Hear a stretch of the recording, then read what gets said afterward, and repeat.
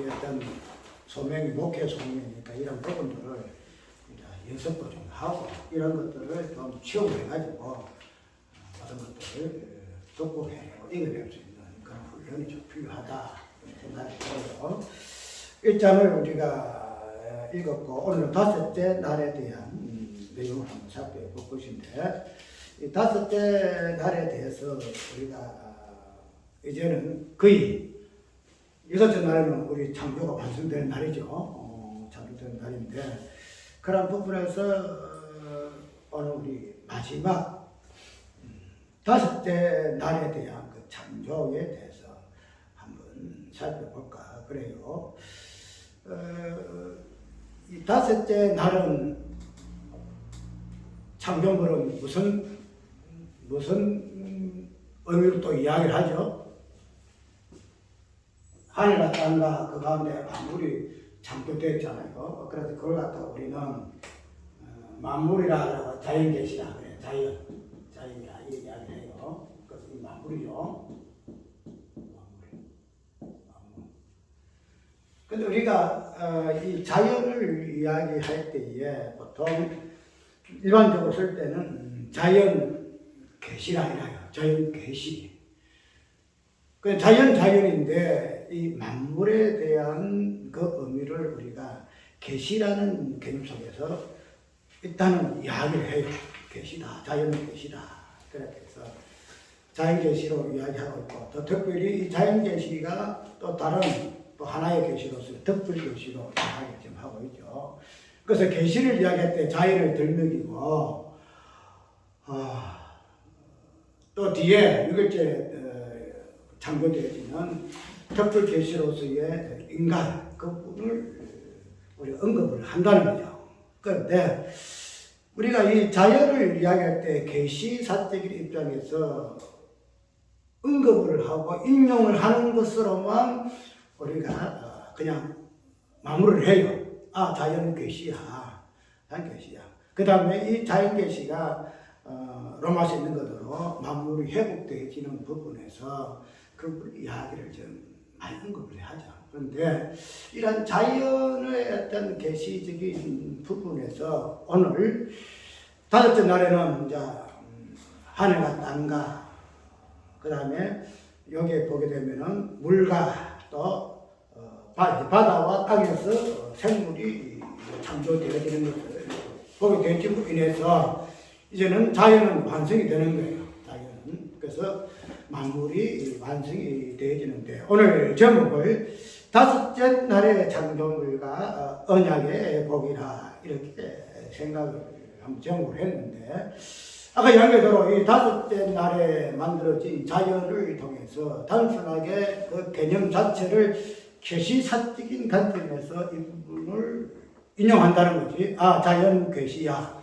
그래서 뭐 조이신학에 자연 계시가 있고 특별 계시가 있고 그런 부분에서 이 자연 계시가 우리에게 주어졌다 이렇게 이야기를 하고 있는 오늘 본문을 보게 되게 되면은 어떤 표현인가 합니까? 이게 보니까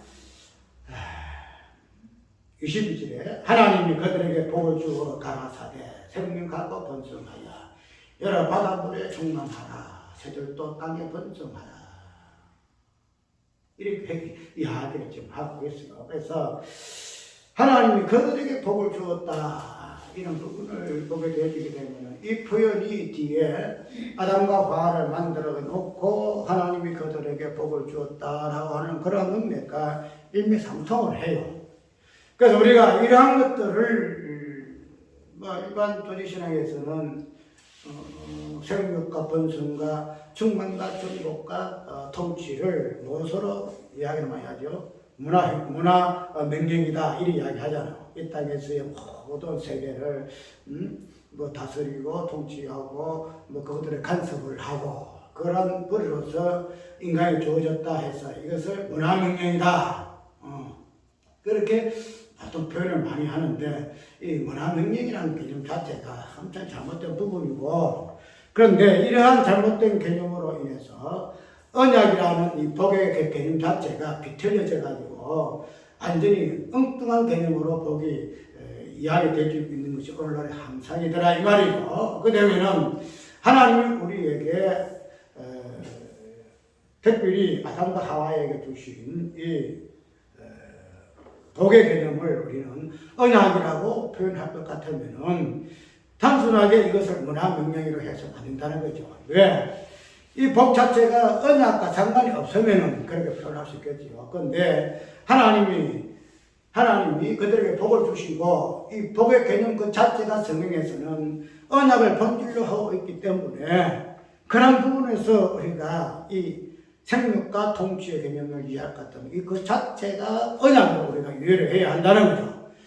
그래서 그러한 언약의 복에 대한 개념을 여섯째 날에 인간이 창조할 때에 주어진 그 복의 어떤 맥락과 같이 오늘 만물이 창조의 완성이 되어지는 그 다섯째 날에 그들에게 주어졌다라고 우리가 이해를 하게 되게 되면은 단순하게 이 만물, 자연이라는 이 자체를 계시라는 입장에서만 생각해서 접근해서는 아니 된다 이렇게 이해한다는 거죠. 우리가 그냥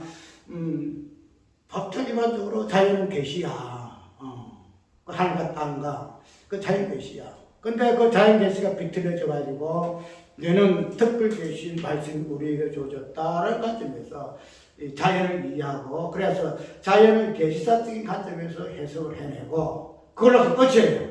그런데 이 자연 계시, 자연의 어떤 요 부분에 하나님께서 복을 주셨다 하는 부분을 보게 되어지게 되면은 단순하게 자연 계시를 언급하더라도 이것은 그것은 안 되고 이것을 무엇과 연결시키게 하는가 하면은 언약의 복과 연결을 시켜야 한다는 거예요. 언약의 복과.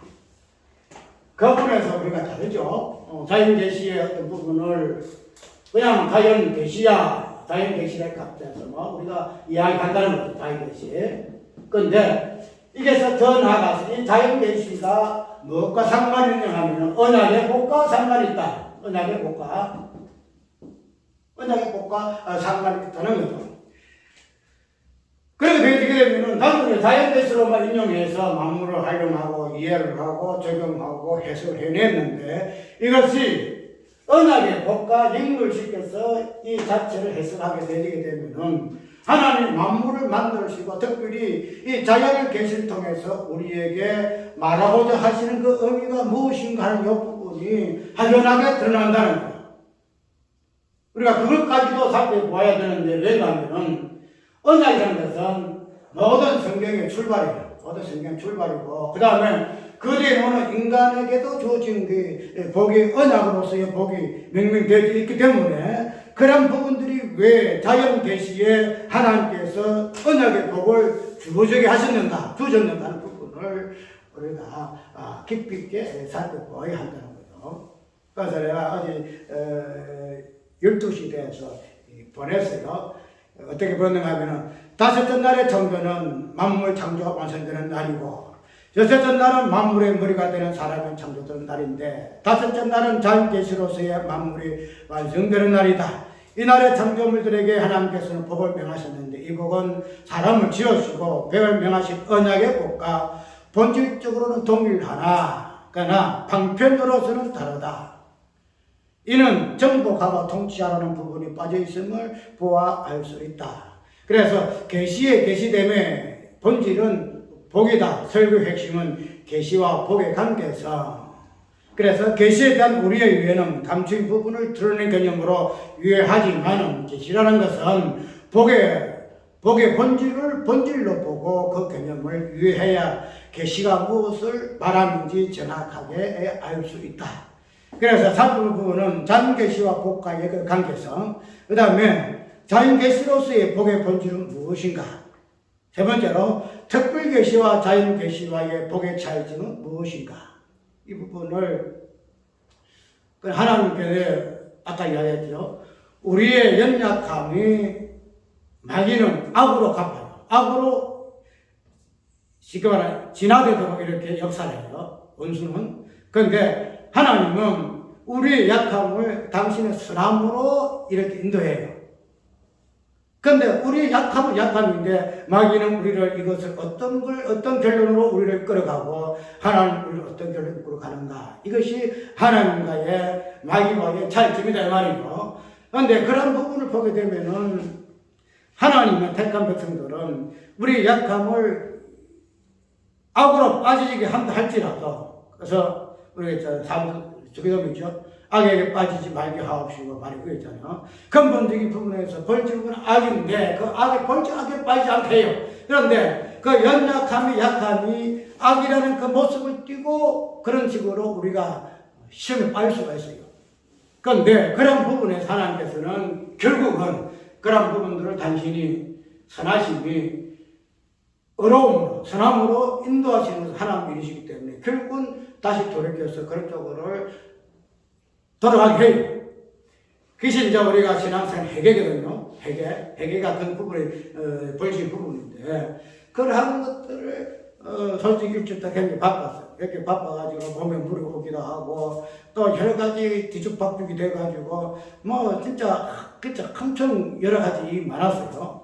그래서 자주 우리가 안부도 묻기도 했지만 그 부분도 없고 그래서 우리가 너무 바빴어. 그러다 보니까 우리 영체의 연약함에 통해가지고 시험이 될 때가 많이 있다는 우리 약함. 그래서 그렇게 볼 것 같으면은 우리가 이 설교도 어떻게 준비가 될까? 설교 어떻게 준비될까? 그래서 어제 마지막에 참 몸 불편한 가운데서 그래도 설교는 준비해야 되겠다 싶어서 이 묵상하는 중에 이런 부분들이 하나님께서 정리를 하셔요. 정리를 하시고 내 약함을 통해서는 안 그래요? 설교 준비라는 것은 월요일부터 토요일까지 준비를 착착 해야 돼요. 그런데 그런 부분에 의해서 나는 준비가 안 됐다는 거죠. 어쨌든 난 준비가 안 돼가지고 그냥 뒤죽박죽으로 했었는데 그래도 이런 부분에서 오늘 설교를 해야 되니까 예배를 해야 되니까 하나님 가만 계시겠어요? 그래서 이 연약함 중에서라도 이것을 감수 안 하시고 이 부분들을 하나하나 정리를 하시는 것을 보고 내가 뭐 해서 어떻게 되는 것도 아니고 내가 뭐 해서 어떻게 되는 것도 아니고 오직 하나님께서 당신이 선하신 뜻대로 인도해 가시는구나. 이 부분을 우리가 잘 아는 사실이지만 이런 부분 하나 경험을 하게 되어지더라. 그래서 이 부분을 잡아가지고 12시 1분에 밤 12시 1분에 박원 목사와 정부 장로에게 입보를 했어요. 이런 법을 보냈는데 왜 내가 이 부분을 이렇게 보려면 일단 우리가 설교 부분을 서로가 나누는 부분을 알고 있었고 또 이 부분에 대해서 관심 가지고 있는 친구도 있으니까 이 부분에서 내 책임을 어쨌든 미흡하지만 합분을 해야 되겠다 하는 부분에서 밤새 이렇게 묵상 중에 이 말씀을 가지고 정리를 해서 보냈다는 거죠.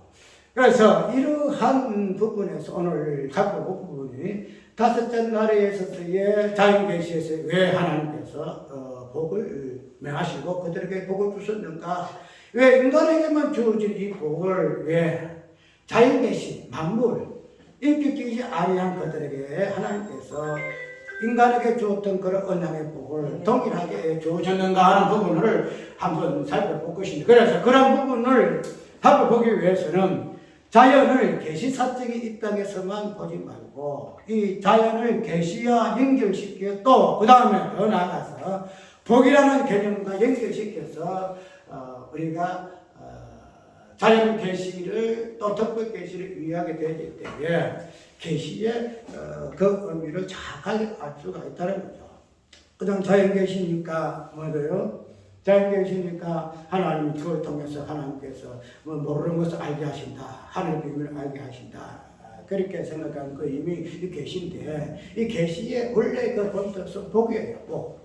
왜냐하면은 하늘에 있는 것은 복의 개념이거든요. 복의 거는 강림하사 하나님이 복의 복되시면 돼야 그 부분이 자연을 통해서 계시가 되기 때문에 단순하게 뭔가 드러낸다 하는 입장에서의 그 계시의 개념만 이해해서 자연 계시는 이런 것이야 이렇게 생각해서 안 되고 이 자연 계시를 복과 연결시켜서 우리가 이해하게 될 때에 이것을 정확하게 자연 계시든 특별 계시든 계시의 본래의 의미를 알 수가 있다는 사실을 우리가 먼저 이해를 해야 한다는 거죠. 그러면은 자연 계시와 복과의 그 관계성을 한번 살펴봐요. 자연계시와 복가의 관계성. 아까 이야기대로 계시는 복가의 관계를 배워야만 계시가 되어지고 또 복이 되어지는 거예요.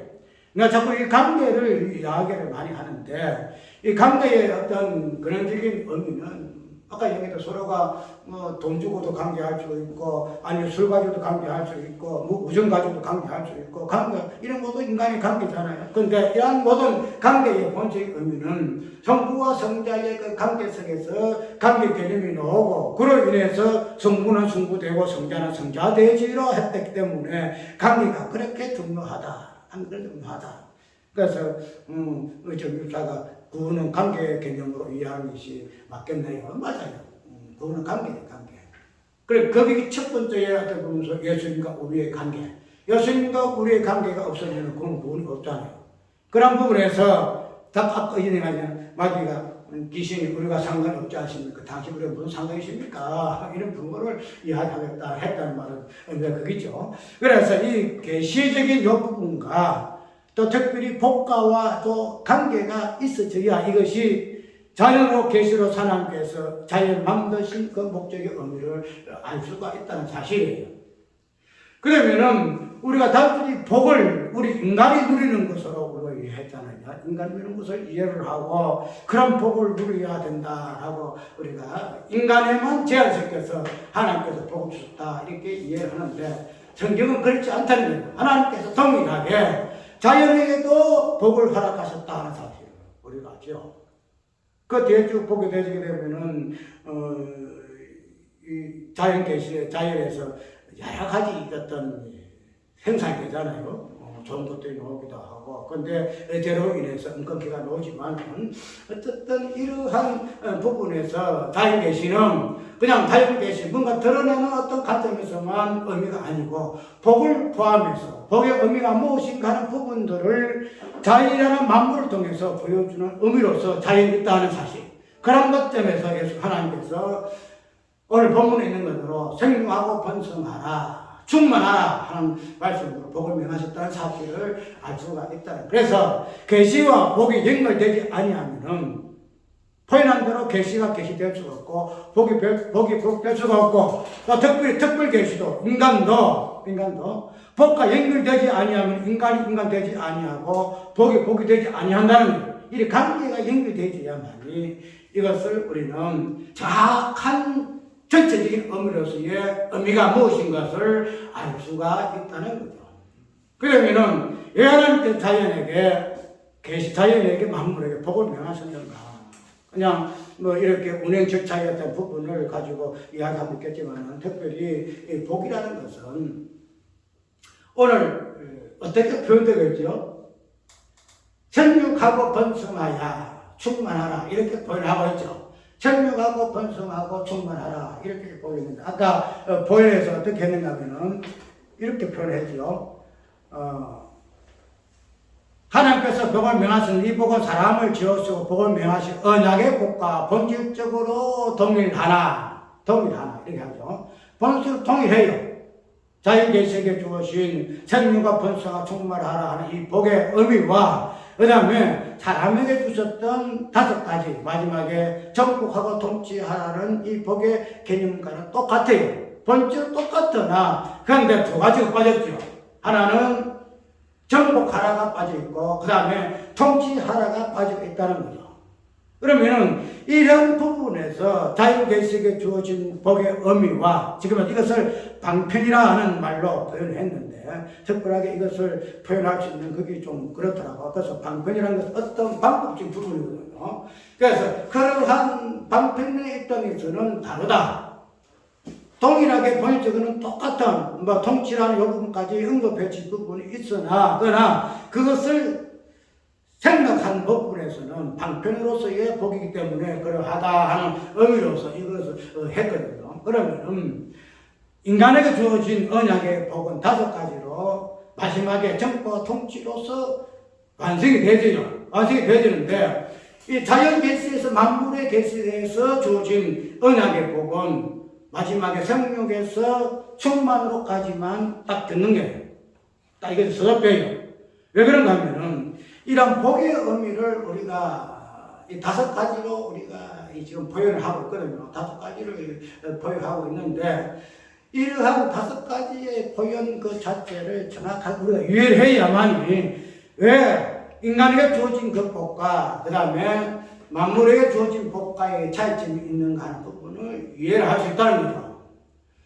저번대로 내가 옛날부터 이 부분을 했잖아요. 우리가 언약이라는 것은 나 성경에 나오는 부분을 가지고 아브라함의 언약, 특별히 노아의 때부터 하나님께서 언약을 이야기하는 표현을 했기 때문에 언약은 노아에서부터 출발한다 이렇게 보통 이야기를 하고 있는데 그렇지 않다고 내가 이야기를 했지요. 왜냐하면 노아에서부터는 이제는 한 번 심판을 당하고 다시 새롭게 시작하는 이 부분에서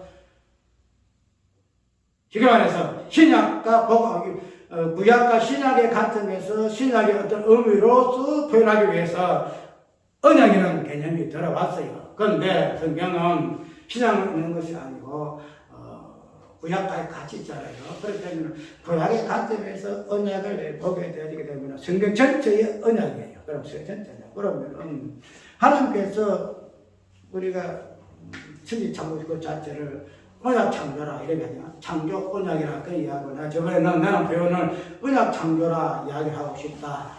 창조물을 통해서 언약을 이야기하는 것이 아니고 모든 언약은 본질적인 부분에서 근본이기 때문에 언약 창조로서 이야기하고 싶다. 내가 이야기한 그 기억이 나요. 왜냐면은 이런 창세기 1장에서 하나님께서 창조하는 이런 사건들 속에서도 이런 부분을 이야기했을 것 같으면은 이 자체가 언약이다. 이렇게 한다. 그러면 우리가 이때까지 언약을 통해서 반심하게 그 언약이 의미하는 바가 무엇인가 하는 부분은 이해하잖아요.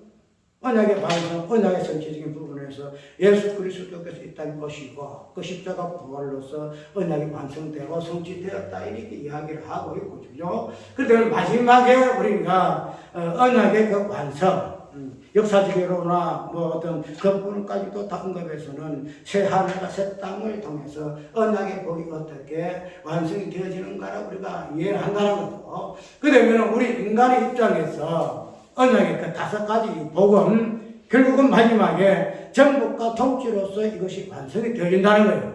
왜? 여기서 왜 정복이 있고 통치가 있는가 하면은 아까 얘기했대로 우리 인간은 만물의 머리예요. 만물의 머리. 만물이 아니고 만물을 통치하고 다스리는 머리이기 때문에 언약의 복으로서 정복하고 통치하라는 복이 주어질 수밖에 없다는 거예요. 그러면은 자연 계시의 만물은 머리가 아니라는 거죠. 머리가 아니야. 단순하게 동일하게 그냥 우리와 같이 언약에 참여한 그런 대상이지만 마지막에 어떻게 돼요? 하나님의 아들들이 나타나서 역사적으로도 새하늘과 새 땅에 참여하는 만물이지만 그러나 이 만물은 정부하고 통치하는 복 아니에요.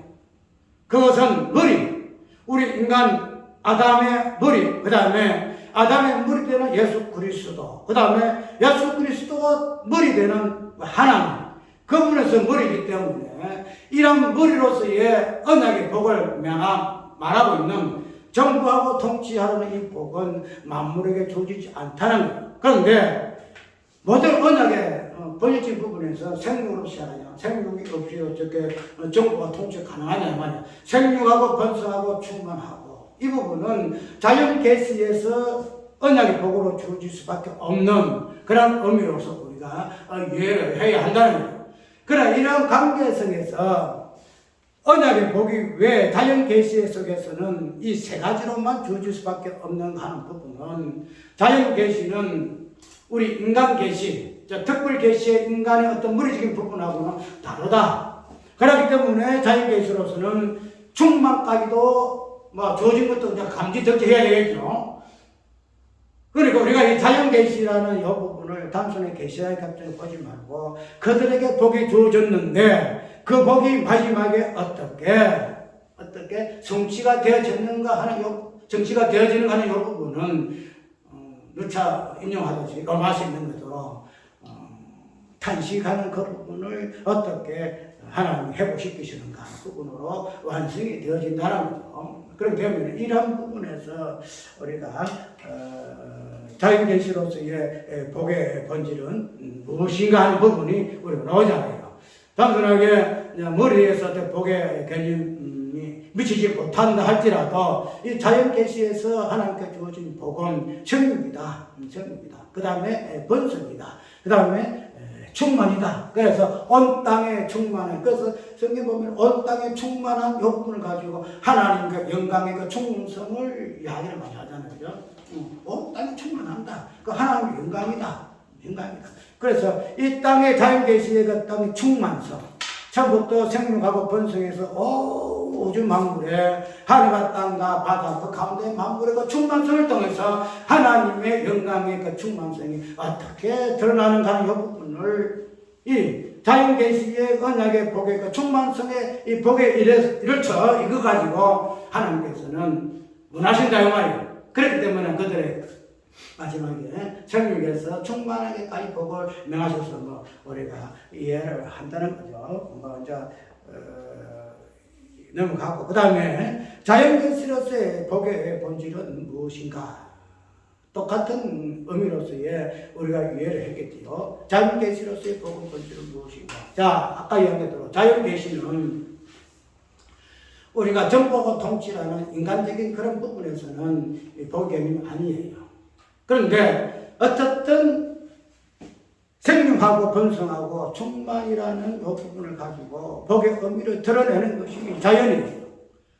그러면 이 자연이라는 이 부분을 가지고 우리가 성경에서는 이제 오후 예배 시간에 이 부분을 많이 다룰 거예요. 어떻게 다루는가 하면은 이 자연계시에서의 충만성은 특별히 바다에서의 그 다음에 땅에서의 하나님께서 무엇을 창조하시는가 하는 부분으로 생물로 언급하는 부분이 나와요. 그러면은 이러한 하늘에서의 또 바다에서의 땅에서의 나오는 그러한 그 충만성을 가지고 하나님께서 복을 명하셨는데 그런 충만성을 통해서 하나님께서 명하시는 복의 개념이 무엇인가 하는 부분을 우리에게 보여주는 것이 자연계시예요.